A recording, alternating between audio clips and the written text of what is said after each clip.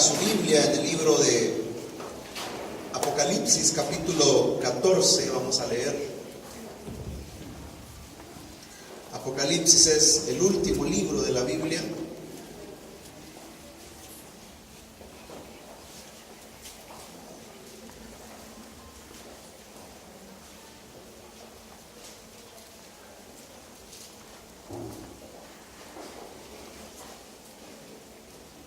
Apocalipsis capítulo 14, vamos a leer del versículo 6 hasta el versículo 7, vamos a leer.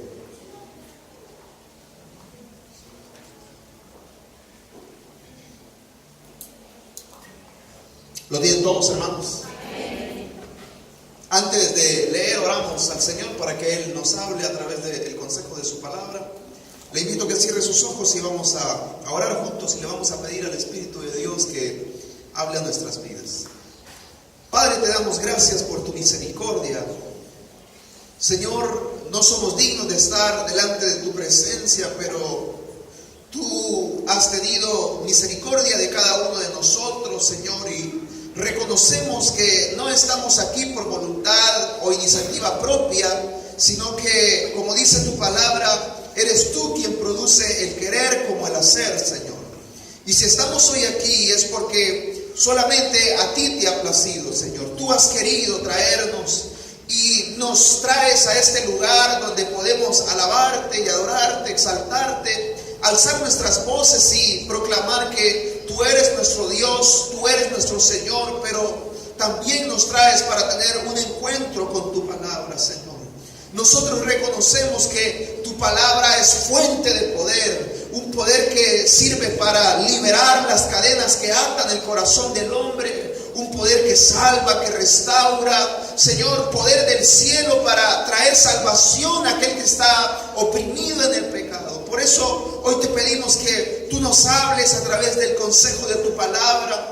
Señor, hay tantas necesidades en medio de tu pueblo. Tú conoces cada una de esas necesidades, que hoy tu palabra sea variada para poder llegar a cada una de las necesidades. Pero sobre todo te pedimos una cosa, Señor, y es que tengas misericordia de aquellos que están aquí, pero sus corazones están lejos de ti, Señor. Que hoy a través del llamado de tu palabra puedan venir al encuentro de tu persona y conocerte, Señor, y doblegar su voluntad a la obediencia que tú deseas de cada uno de los seres humanos. Y entonces poder encontrar la única y verdadera libertad que hay, y es esa libertad que se encuentra en tu evangelio, Señor. Háblanos hoy a cada uno de los que estamos en este lugar. Restaura, Espíritu de Dios, toma el control. Señor, Espíritu de Dios, aleja todo espíritu que no provenga de ti, Señor, que quiera robar la semilla, que quiera traer pensamientos, Señor, que quiera traer duda en los corazones, que haya una atmósfera libre donde tu palabra se pueda mover, Señor. Ara la tierra de nuestros corazones para que al ser depositada la semilla pueda crecer y dar fruto de vida en cada uno de nosotros, Señor. En el nombre de Jesús te lo pedimos, te damos las gracias. Amén y amén, nuestro Señor. Leemos la palabra del Señor, dice Apocalipsis capítulo 14, versículos 6 y 7. Vi volar por en medio del cielo a otro ángel que tenía el evangelio eterno para predicarlo a los moradores de la tierra, a toda nación, tribu, lengua y pueblo. Y decía a gran voz: temed a Dios y dadle gloria, porque la hora de su juicio ha llegado, y adorad a aquel que hizo el cielo, la tierra, el mar y las fuentes de las aguas. Amén. Puede tomar su asiento.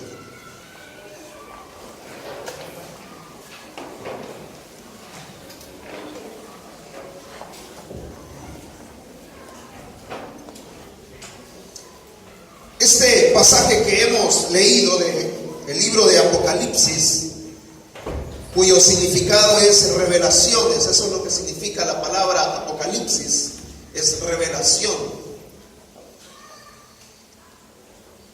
pasaje está ubicado en medio de una visión que Juan tiene sobre las cosas que han de acontecer.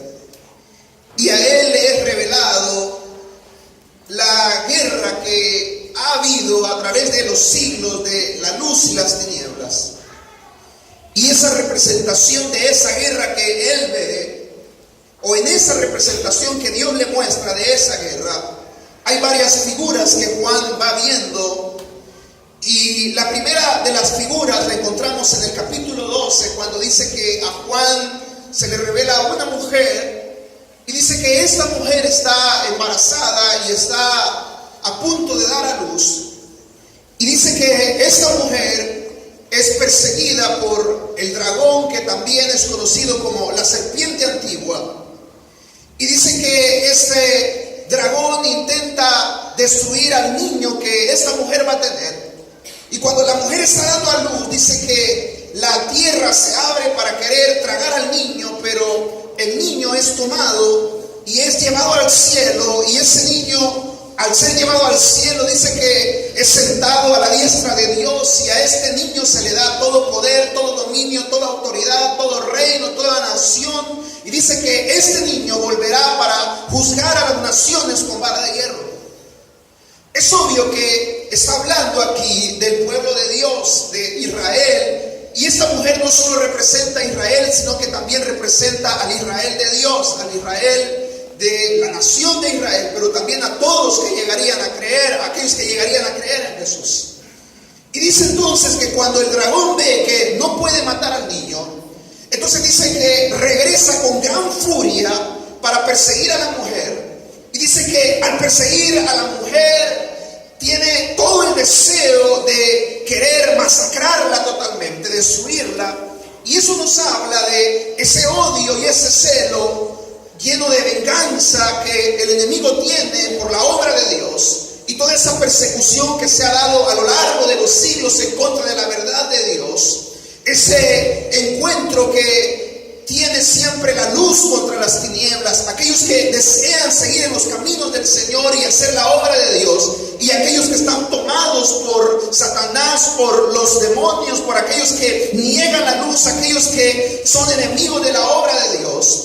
Y en esa lucha, en esa guerra, Juan ve otras dos bestias que se levantan, a quienes se les conoce como los ayudantes del dragón. Y estos seres que Juan nos narra, dice que ve en primer lugar a una bestia que sale del mar, y dice que esta bestia utiliza todo su poder para perseguir a esta mujer. A los santos dice que se les da a un poco de tiempo para vencerlos. Y dice que esta bestia llama a otra bestia, a quien se le llama el falso profeta. Y dice que esta bestia ya no surge del mar, sino que surge de la tierra. Y hay varias interpretaciones. Muchos creen que son dos seres que se podrán ver o tomarán forma en el futuro. Pero también una interpretación correcta es que estos dos poderes que el enemigo ha usado para perseguir la obra de Dios representan al poder político, porque siempre en la Biblia cuando se habla de mar son naciones. Entonces al ver que la bestia salía del mar, es un poder que se le daba desde las naciones. Y dice que esta bestia representaba reinos y dominios, y que esta bestia perseguía a los escogidos de Dios. Y no solamente eso, sino que dice que esta bestia manda a llamar a la otra bestia que surge de la tierra. Y esta bestia, dice, uno lo puede ver, que tenía apariencia de cordero, pero hablaba como león. O sea que lo que sucedía es que esta bestia aparentaba tener luz, pero en el fondo había mentira en ella. Y dice que esta bestia engañaba a las naciones. Y dice que ejercía gran poder, gran dominio, y hacía grandes milagros delante de los hombres. Y esta bestia representa el poder religioso, como el enemigo ha utilizado al poder político y al poder religioso para batallar en contra de la obra del Señor. Como le digo, este espíritu que ha estado a lo largo de los años y de los siglos en las ciudades y en los reinos, va a tomar forma en dos personajes, quienes son llamados el anticristo y el falso profeta. Pero en medio de toda esta guerra entre el bien y el mal, toda esta persecución entre el bien y el mal que Juan ve, y que la conclusión final del libro de Apocalipsis es que la luz triunfará sobre las tinieblas, es que el reino de Dios triunfará sobre el reino del mal. Pero en medio de toda esta guerra, Juan tiene una visión maravillosa con respecto al evangelio de Dios. Y lo hemos leído porque es en medio de la guerra del bien y el mal donde Dios manifiesta su misericordia enviando el evangelio a cada hombre y a cada mujer del planeta Tierra. Y dice el versículo 6 que en medio de este contexto que yo le he representado, cuando Juan ve toda esta guerra del dragón en contra de la mujer y de las dos bestias en contra del pueblo de Dios, en medio de toda esta guerra y de toda esta situación caótica, Juan tiene esta visión y ve como un ángel vuela, y dice que este ángel, el versículo 6 que tenemos o que hemos leído, nos lo dice el capítulo 14, dice que este ángel tenía en su mano el evangelio eterno para predicarlo a los moradores de la tierra. Vea cómo en medio de toda la gran persecución, Dios tiene misericordia y Dios envía la proclamación de su evangelio. Y dice que este evangelio iba a ser predicado a toda nación, a toda tribu, a toda lengua y a todo pueblo. Se cumple entonces lo que el Señor Jesús mandó a la iglesia cuando la comisionó y le dice: vayan por todo el mundo, por toda tribu, por toda lengua, por toda nación y prediquen este evangelio. Pero mire lo que dice el versículo 7, vaya leyendo conmigo por favor. Dice en el versículo 7 que este ángel clamaba a gran voz. Vea qué tremendo lo que está diciendo aquí. Y es que el evangelio de Jesucristo no fue algo que Dios se guardó para unos pocos, sino que dice que Dios clamaba a través del ángel a gran voz. A gran voz él llamaba a las naciones, a gran voz él clamaba a las naciones. Él podía a gran voz juzgar, pero él no quiso hacerlo, sino que a gran voz él presentaba la verdad del evangelio. Hebreos capítulo 1 dice que Dios desde todos los tiempos y todas las épocas y todas las edades se ha revelado a los hombres a través de la naturaleza, a través de su palabra, a través de los profetas, pero Él siempre ha procurado revelarse. Y no lo ha hecho a escondidas, sino que lo ha hecho a gran voz. Él ha querido que todos escuchen. Él ha querido que todos conozcan. Él ha querido que todos sepan cuál es la voluntad de Dios para con el hombre. Y esta es la grandeza del evangelio. Yo lo decía en el estudio el día viernes en Sevilla, en Madrid, que la grandeza del evangelio es cuando uno estudia la Biblia, uno ve en los primeros libros de la Biblia a ese Dios que lucha con su pueblo, a ese Dios que va luchando por su pueblo. Cuando los saca de Egipto, y dice que al sacarlos de Egipto, Él los introduce en la tierra de Canaán, y Él es el que lucha por ellos, Él es el que les da la victoria.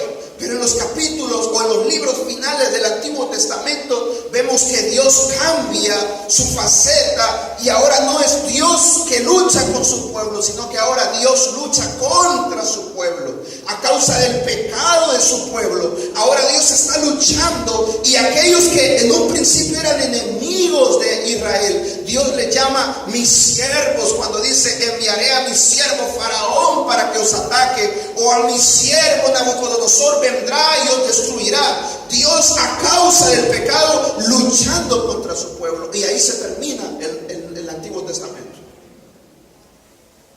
Y cualquiera puede decir: bueno, todos entendemos un Dios que luche con su pueblo, pero un Dios que luche contra su pueblo, si la historia terminara ahí, fuera terrible. Pero entonces viene el Nuevo Testamento y nos revela esa faceta nueva de Dios, una faceta maravillosa, que ya no es Dios luchando con su pueblo ni contra su pueblo, sino que Dios luchando contra sí mismo. Cuando dice la Biblia que en la cruz Dios Dios hecho hombre es puesto en el madero, y dice que Dios el Padre descarga sobre él toda la ira del cielo por cuanto ve a Dios hecho hombre lleno del pecado de la humanidad. Y ahora Dios lucha contra sí mismo. Por eso es que Juan dice que Dios o Jesús es el verbo de Dios, es la palabra de Dios, es la voz de Dios.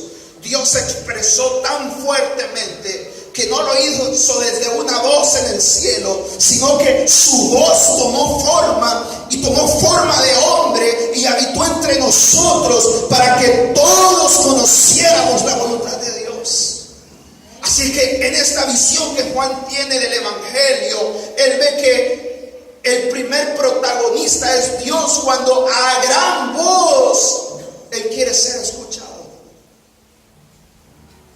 Y vienen las frases siguientes que nos describen cómo debe ser el Evangelio predicado. Porque en este versículo entendemos y vemos en pocas palabras qué significa el Evangelio de Dios. Y cómo saber si estamos predicando correctamente el Evangelio del Señor. Porque el Evangelio del Señor tiene varias facetas, pero todas deben ser conocidas. Hoy en día solamente se señala ciertos aspectos del Evangelio del Señor, sobre todo los aspectos que tienen que ver con nuestro beneficio personal. Pero el Evangelio de Dios debe ser expresado completamente. No solo las facetas que a mí me convienen, no solo lo que yo quiero oír de Dios, sino también lo que Dios quiere de mí. Y aquí se nos expresa claramente que es el Evangelio, ese santo libro que dice que el ángel llevaba, que era el Evangelio eterno. Y dice que el ángel decía: temer a Dios. Lo primero que Dios quiere del ser humano es que el ser humano le tema. Y temer a Dios no es tenerle miedo, son dos cosas distintas. Temer a Dios es reconocer que por encima de nosotros hay alguien que gobierna, hay alguien que todo lo ve, hay alguien que todo lo lleva a juicio, hay alguien que pagará a cada uno de nosotros todo aquello que hayamos hecho en esta tierra. Y en esa exposición del Evangelio, el ángel dice: pueblos, lenguas, tribus, naciones, de donde sean, teman a Dios, teman a Dios. Dios te dice esta mañana: teme a Dios, porque Dios no es un juguete, porque Dios es real. Jesús dice: horrenda cosa es caer en manos de un Dios vivo. Es mejor estar del lado de Dios que estar en contra de Dios. Dice el Señor Jesús que de nada te sirve que ganemos todo el oro, toda la plata, todas las riquezas de este mundo, si al final perdemos nuestra alma, si al final Dios nos haya faltos. Y no solamente eso dice el Señor, sino que dice el Señor Jesús: teman o no tengan miedo a aquellos que matan el cuerpo, pero sí tengan miedo a aquel que puede enviar el alma a la perdición eterna. La exposición del Evangelio debe comenzar por ahí, por un llamado a que las personas reconozcan que hay un Dios, que hay un soberano, que está sentado en el trono. Y eso es lo que las personas no quieren. Porque las personas no quieren reconocer que le deben rendir cuentas a alguien. La gente dice: mi vida es mía, yo puedo hacer lo que quiera con mi vida, mi cuerpo me pertenece, yo puedo hacer lo que me dé la gana con mi tiempo, con mi cuerpo, con mi dinero, con mi familia, con mis finanzas. Todo lo que tengo es mío. A mí me ha costado. Lo que yo tengo es producto de mi esfuerzo. Nadie me lo ha dado. Yo me lo he currado. Es el sudor de mi trabajo. Nadie me ha dado nada. A nadie le he pedido nada. Todo lo que tengo a mí me pertenece. Qué soberbia es esa. Qué soberbia es el ser humano cuando se levanta de esa manera, como Nabucodonosor cuando caminando por su palacio vio Babilonia y dijo: esta es la Babilonia que yo construí. Así dicen muchos, dicen: esta es la vida que yo construí. Cuando ven la foto de su casita allá en El Salvador, dice: esto es lo que yo me he ganado. O cuando ven la foto del carro que compraron, dice: esto es el producto de mi trabajo. Nadie me lo dio, yo lo tomé. Pero qué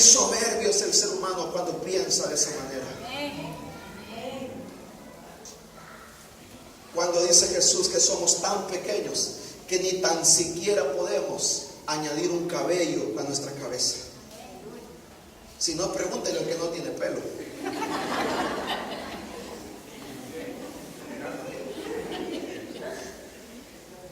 Y el ser humano se llena de soberbia y dice: yo soy, yo lo tengo, yo lo adquirí, nadie me manda,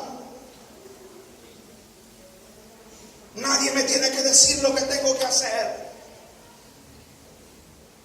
Pero el Evangelio de Dios viene por un reconocimiento. Lo primero que Dios llama al ser humano es reconocer que por encima de ti hay alguien superior. Y debemos temerle, debemos respetarle, no tenerle miedo ni tenerle pavor, sino honrarle, reconocerle. Usted está entendiendo el concepto que le quiero decir hoy esta mañana. Es reconocerle a Él como el primero, reconocer que Él es soberano y que un día todos los seres humanos estaremos desnudos delante de Él. Y ahí no tendremos nuestras carreras, ahí no tendremos nuestras cuentas de bancos o el dinero que tenemos guardado detrás del cuadro o en la mesita de noche. Ahí no nos servirá de nada que nuestro tío sea juez o nuestra tía sea abogada o que trabaje en el Ministerio de Justicia o que sea esto o aquello o que usted tenga la nacionalidad estadounidense o la nacionalidad española. Ahí no les servirá de nada. Ahí lo único que les servirá es estar del lado del juez. Porque es mejor que la mano de Dios nos levante a que la mano de Dios nos aplaste. Es mejor que la roca que es Cristo de todos los siglos sea el lugar donde posemos nuestros pies, a que esa roca destruya todo lo que somos. Y el ángel, exponiendo el Evangelio, dice: teman a Dios, teman a Dios, reconozcan quién es Dios. Por eso es que en un lugar como este se tiene respeto a Dios. Por eso es que no andan niños corriendo. Aquí usted no ve que está la gente comiendo bocadillo, agarrando palomitas y metiéndoselas a la boca, porque aquí respetamos al Señor. Creemos que Él está en este lugar y se le tiene un respeto a Dios. Se le da una honra porque Él es soberano y merece lo mejor. Entonces, lo primero que el ser humano debe hacer al recibir el santo evangelio eterno es temer a Dios. Y no solamente dice eso el ángel, sino que dice: y darle gloria. Siga leyendo conmigo, dice: y darle gloria. ¿Qué significa darle gloria a Dios? Darle gloria a Dios no es decir: ay, le doy gloria, gloria, le doy. Porque muchas veces creemos que darle gloria a Dios es diga gloria a Dios. Y la gente dice: gloria a Dios. Como que eso fuera darle gloria a Dios. Eso no es darle gloria a Dios, esas son palabras. Darle gloria a Dios es reconocer que tu vida tiene un propósito, que fuiste creado con un propósito, y es que fuiste creado para gloria y honra del Señor. No es decir gloria a Dios. Uy, ¿cómo le da gloria a Dios esa iglesia? ¿Sabe cuándo le da gloria a Dios? Cuando nosotros nos guardamos en nuestra vida sexual. Cuando nosotros somos gente que cuida el llamado de Dios. Cuando somos personas honradas, como la Biblia dice, que perdonamos, que tenemos un sentido en la vida, y es que vivimos para agradar al Dios que está en los cielos. Ahí entonces le damos gloria a Dios. No es un darle gloria a Dios. Algunos ya me conocerán que ciertos lenguajes evangélicos me molestan, porque a veces la gente dice las cosas por decirlas, pero realmente no las vive. Y dice: darle gloria. ¿Y qué es darle gloria a Dios? Es vivir para Dios. Eso es darle gloria a Dios. Es entregarle nuestra vida al Señor. Porque el evangelio no es algo que se vive bajo cuatro paredes de una célula o de una iglesia. Es una constante diaria. Es un estilo de vida. Mi vida le da gloria a Dios. Cuando alguien me insulta, mi respuesta glorifica a Dios. Cuando mi jefa se porta mal conmigo, mi respuesta glorifica a Dios. Cuando voy por la calle y veo señoritas, mi mirada glorifica a Dios. Cuando estoy solo en casa y tengo el ordenador delante, lo que veo glorifica a Dios. Cuando estoy viendo la televisión, lo que escucho y veo glorifica a Dios. Cuando voy en la calle, voy a mi casa o hablo con los hermanos de la iglesia, lo que hablamos glorifica a Dios. Eso es darle gloria al Señor. Es reconocer que nuestra vida tiene un propósito, y es que Dios nos hizo, Dios nos formó para que seamos instrumentos de su gloria, para que Él se sienta agradado con lo que hacemos, decimos. Y entonces es eso el Evangelio de Dios, es un llamado al ser humano para que entiendan que no son producto de la nada, que no son producto de una explosión ahí que salió de no se sabe dónde, pero salió una explosión de la nada. Y ahí se fue formando, esos gases se fueron solidificando, y ahí, como una acción fortuita, nació una célula y tuvo vida y fue evolucionando, y aquí estamos nosotros. Pero la Biblia dice no, tú y yo hemos sido creados con un propósito, y es darle gloria a Dios. Entonces, lo primero, al exponer el Evangelio y lo que Dios desea de nosotros, ¿qué es lo que quiere que hagamos? Se los acabo de decir, ¿qué es? Temer. Y lo segundo, darle gloria. Primero temer, segundo darle gloria. Por eso tienen que anotar,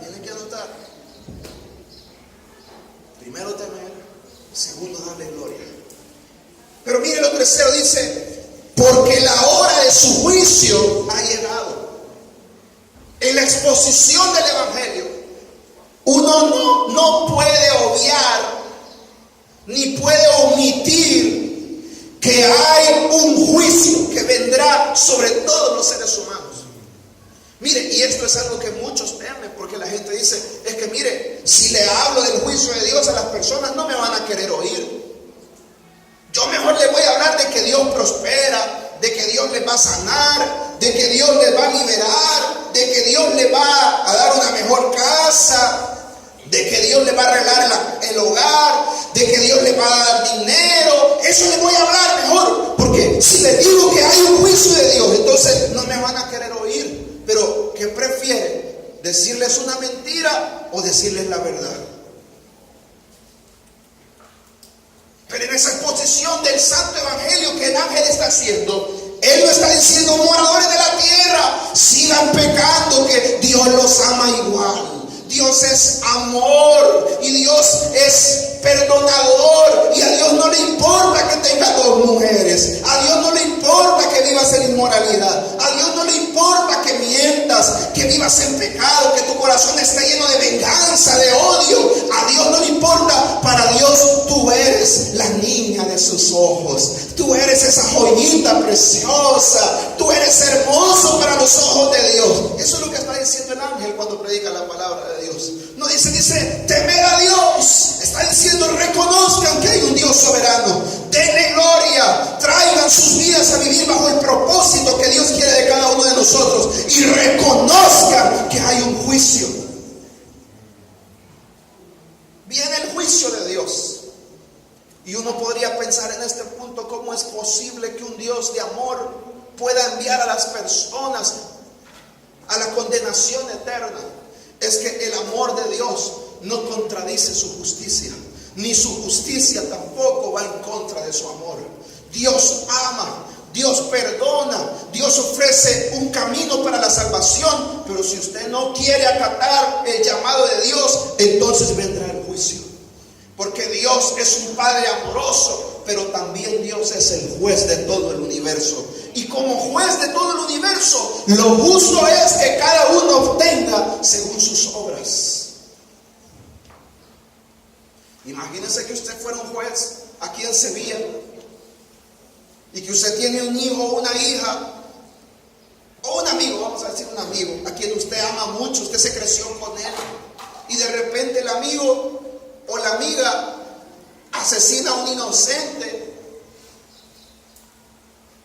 Y entonces le toca a usted llevar el caso y usted diga, no, mire, lo voy a sacar libre porque es que yo lo amo. ¿Usted cree que sería justo eso? ¿Sería justo eso? El amor de Dios jamás va a contradecir su justicia. Pero los seres humanos somos tan necios. Miren, Dios es tan justo. Escúchame bien. Dios es tan justo, tan justo, tan justo es Dios, que aún a su propio Hijo Jesucristo, cuando lo vio lleno de pecado y cargando la maldad de la humanidad, le dio la espalda. ¿Y por qué cree usted que a usted sí le va a perdonar cuando se muera si no le obedece?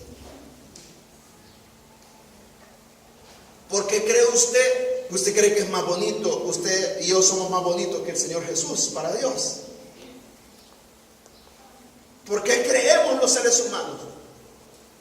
No, sí, yo sé que estoy mal, pero no, yo sé que cuando yo ya me muera, si yo no le he hecho mal a nadie, yo no he matado, yo no le he robado a nadie, si yo no soy malo. Sí, pero la Biblia dice que tiene que arrepentirse, pedirle perdón al Señor, obedecerle. No, mire, si yo no soy mala persona, Dios me tiene que aceptar ahí en el cielo.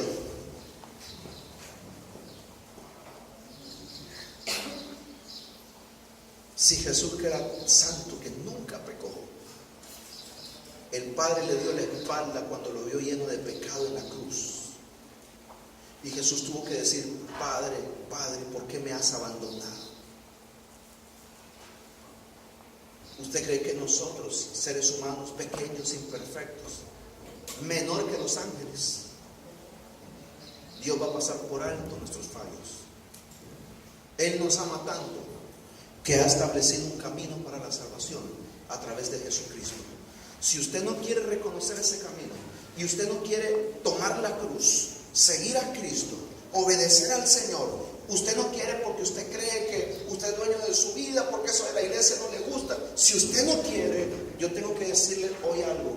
Un día todos estaremos delante del trono de Dios, porque sus juicios han llegado. La proclamación del Evangelio es un despertar al ser humano para que entienda que hay un juez sobre la tierra, que hay alguien que lo juzga todo. Pero también es un llamado a la esperanza para aquellos que han vivido injusticias, para aquellos que piensan que han vivido injusticias y que nadie ha saciado su sed de justicia. El ángel dice, sus juicios llegarán. No te preocupes, porque sus juicios llegarán y Dios pagará a todos conforme sus obras. Entonces, primero es un llamado a temer a Dios. En segundo lugar, es un llamado a reconocer el propósito de Dios para nuestras vidas. Y en tercer lugar, es un llamado a recordar que el juicio de Dios viene. En cuarto lugar, siga leyendo conmigo. Dice, y adorar a aquel que hizo el cielo, la tierra, el mar y las fuentes de las aguas.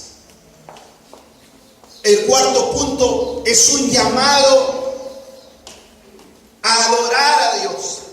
¿Pero qué es adorar a Dios? Adorar a Dios no es alzar las manos. Porque vuelvo a lo mismo, que muchas veces utilizamos un lenguaje erróneo, ¿verdad? Y decimos, bueno, vamos a cantar canciones de alabanza y de adoración. ¿Usted ha oído eso? Vamos a cantar, estas vamos a agarrar de alabanza y estas vamos a agarrar de adoración. Adoración a Dios no es cantar, es algo mucho más profundo. Adoración a Dios es quien ocupa el primer lugar en tu vida. Adorar a Dios es algo, o es un llamado a que Dios sea el primero. Por eso dice, adorar a aquel que hizo el cielo, la tierra, el mar y las fuentes de las aguas. Es un llamado que Él hace para que Él sea el primero, el segundo, el tercero, el cuarto, el quinto, el primero y el último en tu vida. No sé si entienden lo que le quiero decir, hermano. Adoración es postrarme ante Él y Él es el dueño de mi vida a partir de ese momento. Él es el que ocupa el trono de mi corazón. Y mire qué interesante lo que dice ahí, porque dice: adorar a aquel que hizo el mar, la tierra, el cielo y las fuentes de las aguas. Porque el ser humano se hace dioses a quienes adora, que no son, mire, el problema de hoy no es la Virgen o el santo. Hay dioses más poderosos a los que el hombre adora en este momento. El Dios del dinero es un Dios mucho más poderoso, que controla la vida de los de afuera, pero la vida de muchos de los que están adentro de la iglesia. Y nosotros decimos: idólatras, allá van siguiendo al muñeco y esto, ofendiendo. Pero ¿sabe? Muchos de los que decimos ser discípulos del Señor, realmente nuestro corazón es movido por las riquezas. Aló, aló.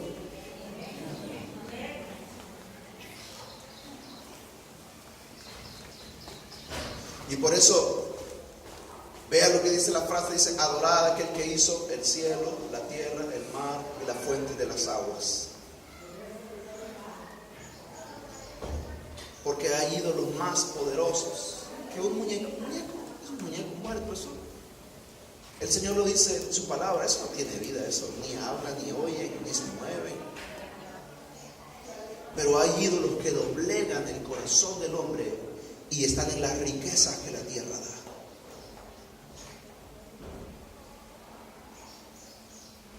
Mire, hermano, amigo y amiga, todos adoramos algo en la vida. Todos. Hay personas que adoran las riquezas. Hay personas que se adoran a sí mismos. Y adorar es: ¿quién es el primero? Todos tenemos una prioridad en la vida. Hay gente que la prioridad en su vida son ellos mismos. Yo vivo para mí, para satisfacer mis deleites, mis placeres.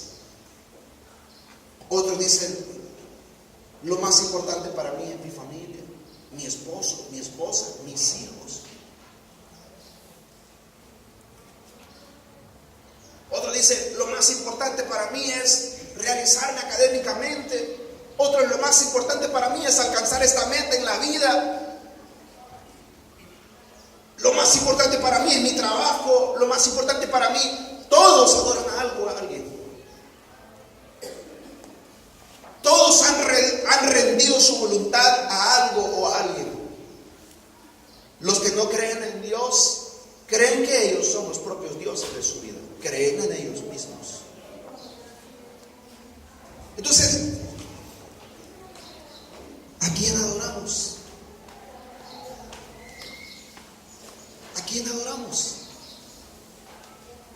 Y ese llamado del Evangelio es un llamado a poner a Dios como el primero en nuestras vidas.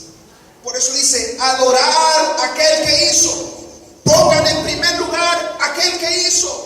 Porque no hay nada por encima del cielo, no hay nada por encima de Dios, ni el cielo, ni la tierra, ni el mar. No hay nada que te pueda dar el cielo. No hay ángel, no hay otro ser aparte del Señor. Porque vea lo que dice: el cielo, ni en el tercer cielo hay algo que pueda ocupar el lugar de Dios. Pero tampoco en la tierra, tampoco debajo de la tierra. El primero que debe ocupar la adoración, el trono de nuestro corazón, es Él.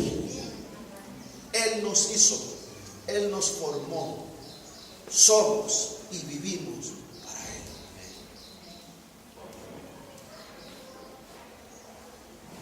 Y cuando el Evangelio es expresado de esta manera, el ser humano será confrontado con su verdad.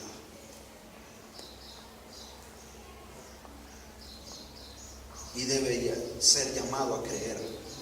Mire, el problema de muchas personas es que primero quieren entender para creer.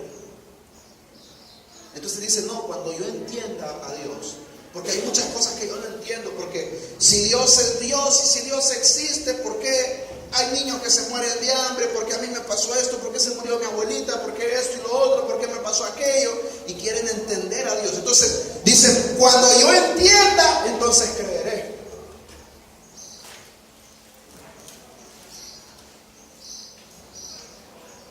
Pero es como una hormiga que quiera preguntarle a usted o a mí, ¿por qué haces eso?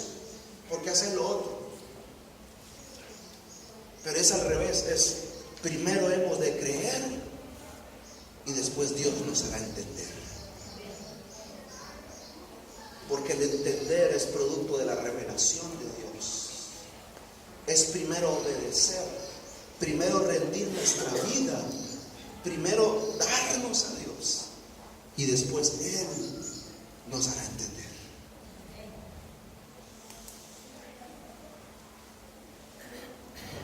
Entonces este evangelio que el ángel tiene en su mano tiene estas características.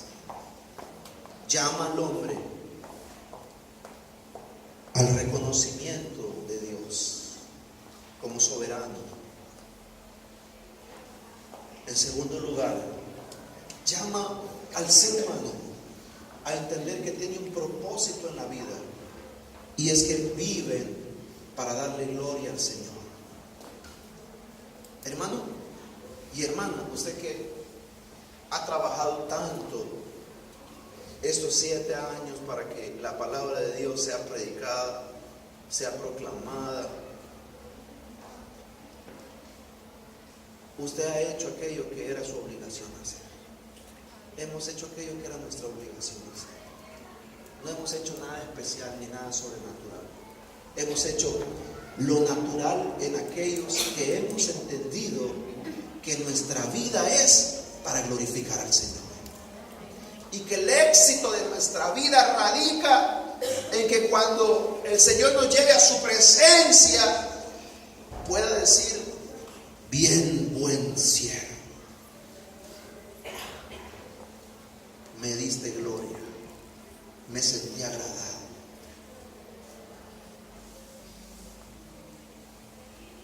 En tercer lugar, es un llamado al recordatorio del juicio de Dios. Viene el juicio de Dios sobre los hombres.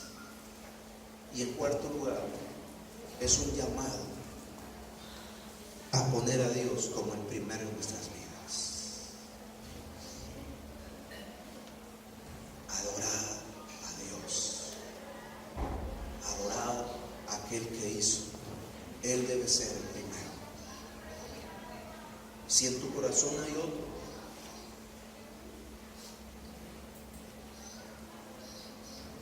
el pastor,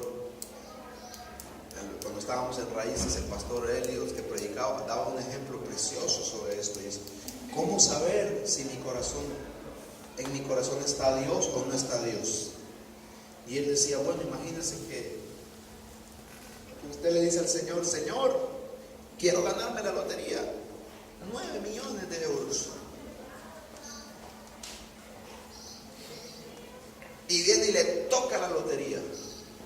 Pero ahora viene el Señor y le dice esa misma noche que le toca la lotería, esos 9 millones que tienes, quiero que me los des. No ofrenda, no, lo quiero todo. Mire, ahí nos revolcaríamos bastante nosotros.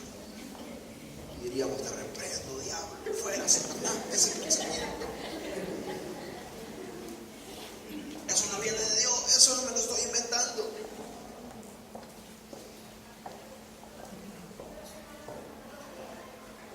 Dios no quiere nuestro dinero, no se preocupe, nadie le va a sacar el dinero.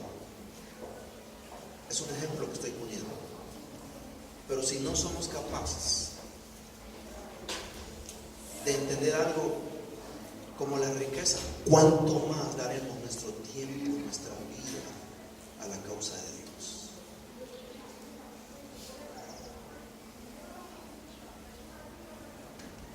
¿Quién gobierna tu corazón?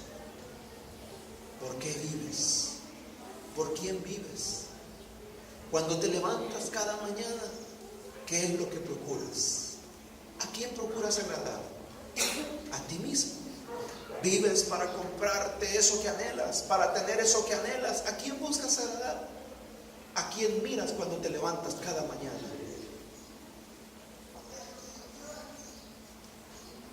Finalizo con una historia que leí un día de estos, y es que iba un hombre caminando, iban dos amigos caminando por una ciudad, y uno de estos amigos era, ¿cómo la palabra? Ontólogo, ¿ves? Los insectos, sí, son ontólogos, ¿no? Los que estudian los insectos. Y él iba caminando por la gran ciudad, por Manhattan, es una urbe donde van millones de personas, ¿verdad? Y dice que iban ahí caminando cuando de repente este hombre que estudiaba los insectos se paró, y entre una grieta de un edificio y otro, dice que comenzó a escarbar, y al escarbar y al escarbar, en medio de todo el bullicio de la ciudad, dice que sacó un grillo. Y al sacar el grillo, dice que lo agarró y lo estuvo mirando contento porque había encontrado el grillo. Y el amigo le dijo: ¿pero cómo has hecho eso? Y le dijo: bueno, lo he escuchado, pero ¿cómo es posible que escuches en medio de tanto bullicio y en medio de tanto ruido? Y el hombre le dijo: bueno, cada uno escucha lo que quiere, te lo voy a demostrar. Dice que agarró una moneda, la tiró al suelo, y dice que muchos se giraron para ver dónde estaba la moneda.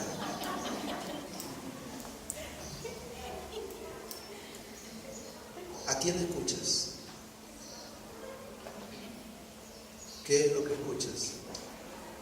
¿Hacia quién va dirigido? ¿O cuál es la voz que gobierna tu corazón?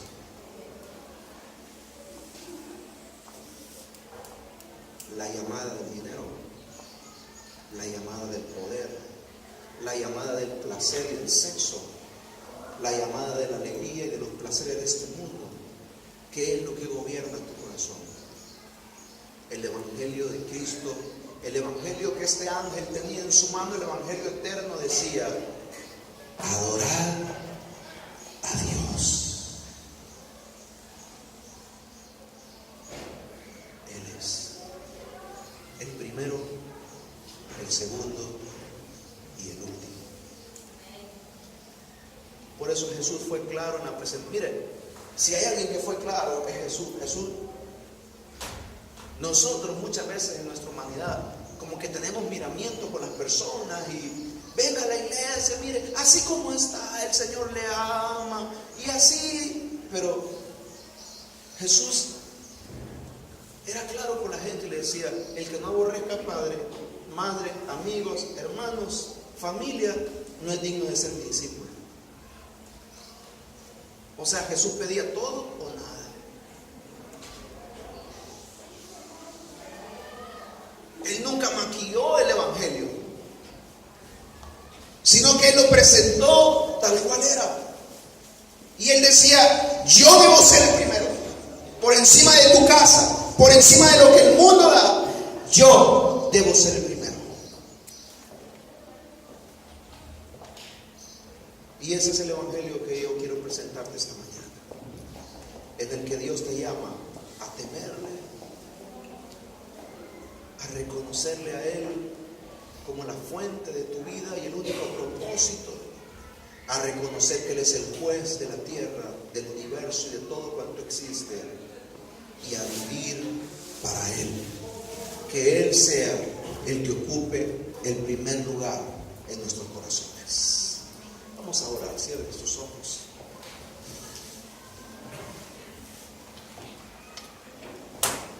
Y vamos a pedirle al Señor que Él toque los corazones. Ahí donde te encuentres, cierra tus ojos. El Señor quiere y demanda de nosotros una entera obediencia a su voz. ¿A quién estás escuchando? ¿Cuál es la voz que gobierna tu vida? No puedes seguir a Cristo si no le das la espalda a la voz del mundo. No te engañes. El estar en este lugar no garantiza nuestra salvación. El ser evangélico nominal no garantiza nuestra salvación. Lo que nos hace verdaderamente salvos es el haber nacido de nuevo. Es el haber reconocido a Dios como el primero de nuestras vidas y vivir por Él. No te engañes. No creas que puedes agradar a Dios. Si Dios no perdonó ni a su propio Hijo cuando lo vio lleno de pecado, ¿por qué crees que pasará por alto nuestras ofensas? Si nuestras ofensas no vienen a la cruz de Cristo, no seremos limpios y la ira de Dios caerá sobre nosotros. El juicio de Dios caerá sobre nosotros. Así que yo quiero hacer un llamado hoy, esta mañana, para aquellos que desean venir a Cristo o reconciliarse con el Señor. Hay alguien que desea reconciliarse con el Señor o venir a Cristo Jesús. Yo quiero que levantes tu mano ahí donde estás y quiero hacer una oración por ti. Queremos hacer una oración por ti. Si hay alguien que desea reconciliarse con el Señor o desea venir a Cristo, desea que Cristo gobierne y ocupe el trono del corazón. Hay alguien que desea hacerlo. Quiero orar por ti. Levanta tu mano. Levanta tu mano y ven a este lugar. Ven y entrégale tu vida al Señor. Es la mejor decisión que podrás tomar en la vida. Entregarle tu vida al Señor. Ven a este lugar y dile al Señor: te entrego el trono de mi corazón. He reconocido que otros gobiernan, pero yo quiero que seas tú el que ocupe el trono de mi corazón. Ya no me quiero engañar más. Yo quiero dártelo todo hoy. ¿Hay alguien que desea venir a Cristo, reconciliarse con el Señor o aceptar a Cristo en su corazón? Levanta tu mano. Quiero orar por ti. Si hay alguien que desea hacerlo. Dios alza su voz fuerte. No podrás decir que no escuchaste. Él ha hablado y ha hablado con fuerza. Ha hecho llegar su voz hasta tu vida hoy. ¿Hay alguien que desea hacerlo? Si no hay nadie, entonces ponte de pie. Vamos a orar al Señor, toda la iglesia. ¿Por qué vamos a orar? Para que Él nos ayude a presentar el Evangelio tal cual es. Para que nos ayude siempre a, como este ángel, alzar nuestra voz fuertemente en esta ciudad. Para que todos sepan que hay un Dios al que hay que temer. Para que todos sepan que hay un Dios al que hay que darle gloria. Para que todos sepan que hay un Dios que trae sus juicios y que hay un Dios que demanda ser el primero y el único en el corazón del hombre. Así que levanta tus manos ahí donde estás, cierra tus ojos y levanta tus manos y dile: Señor, yo quiero ser como este ángel que alzó su voz con fuerza, que proclamó tu palabra, Señor.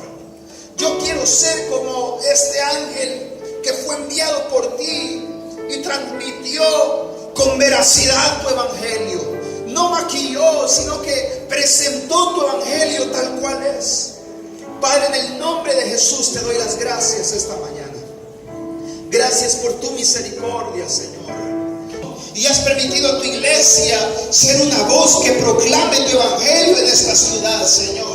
Que esa voz se escuche fuertemente, Señor. Que esa voz sea escuchada en toda esta ciudad, Señor. En cada barrio, en cada casa, Señor. De ricos, pobres, de autóctonos o extranjeros, Señor. De letrados o iletrados, de gente, a todos. Esa voz que llama al arrepentimiento. Esa voz que llama al reconocimiento del pecado del ser humano. Esa voz que hace un llamado fuerte para reconocer que tus juicios vienen, que tú pagarás a cada uno según sus obras.